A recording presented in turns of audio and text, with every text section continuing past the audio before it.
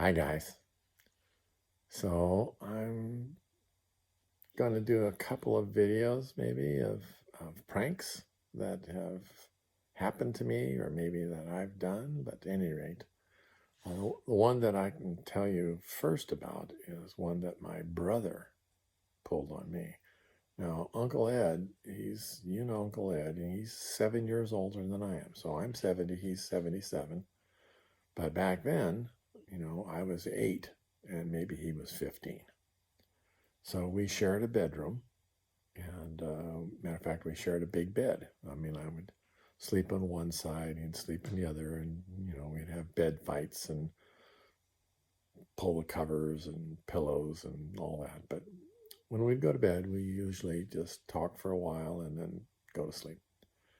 So this night, he decided to tell some scary stories. And I'm going, this is just, okay, fine. I'm up for it.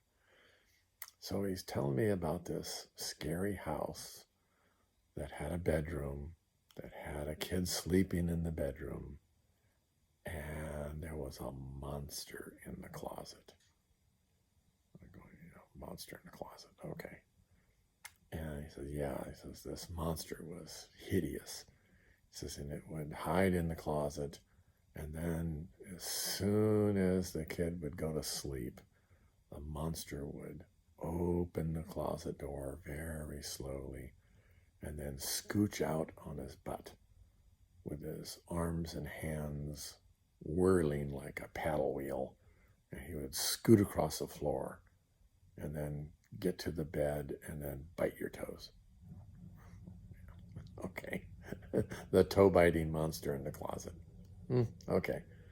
So he's telling me about he's being very descriptive about the place and about the closet and how the monster is getting hungry and just waiting and waiting for this kid to go to sleep. And kid's not going to sleep, and he's like getting very antsy. So he decides to slowly peek out the closet door to see if the kid's asleep. Well, just about that time, I look up, and the closet is my closet. Our closet is right across the room. I mean, I could just lift my head off the pillow a little bit and I could see across the bed, and right there on the opposite wall, I could see the closet door. And it was open, just a crack. It wasn't, it wasn't shut, but it was just barely open. And I'm going, oh, okay, closet open. And then it seemed to me that I saw the door move. But, Cork is laying next to me and he's talking, and the door looked like it moved a little bit, but it's kind of dark and I couldn't really tell.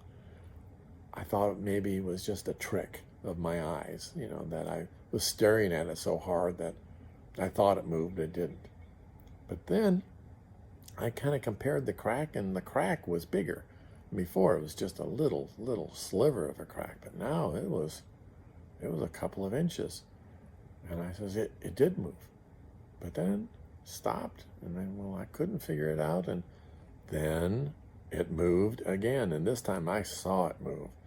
And my eyes started getting bigger and bigger, and I was looking at this door opening, and my brother was talking, and he was telling about the monster opening the door because the kid fell asleep, and I'm not sleeping, but that door is opening. And I'm looking at the door, and it's opening, and it's opening, and it's opening. And what the heck?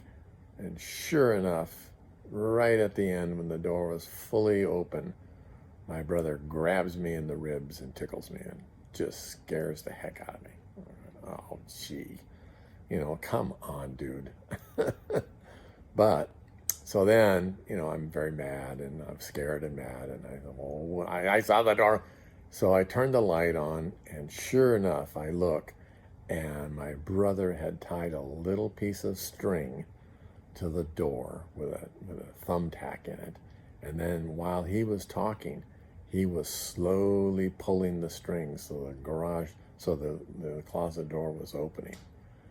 I'm looking at it, and, and sure, he had a string there to shut it, he had a string to open it. I mean, he had a whole bunch of different strings. But I said, well, what, when did he set this up? I couldn't imagine how complicated it was to set up. So I was thinking, well, what is he? All right, fine. Well, it worked.